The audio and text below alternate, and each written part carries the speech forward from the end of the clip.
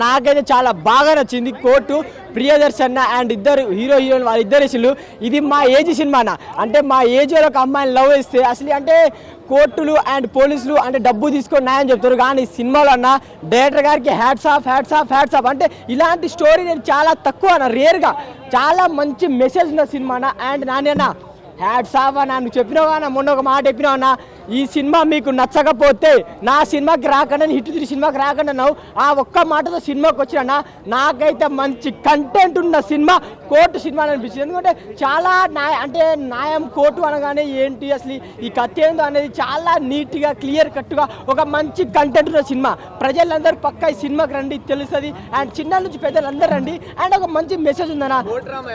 ఆయన court drama అసలు second half నుంచి ప్రియదర్శి ఎంట్రీ ఇస్తాడు సూపర్ నా ప్రియదర్శి అన్న నువ్వు చాలా సినిమాలు దీంట్లో ఒక న్యాయం సత్యమేయ జయతి ఎందుకంటే పోలీసులు కోర్టులు చాలా తప్పులు చేస్తారు డబ్బు కృతిపడి చేస్తారు కానీ న్యాయం అసలు ఎక్కడ జరుగుతలేదు ఈ సినిమా చూడండి అండ్ శివాజీ అన్న is back come back movie చెప్పుకోవచ్చు నా డైరెక్టర్లు శివాజీ అన్న క్యారెక్టర్ రాసుకోండి అంతే శివాజీ అన్నకు ఒక క్యారెక్టర్ రాసుకోవాల్సిందే అన్న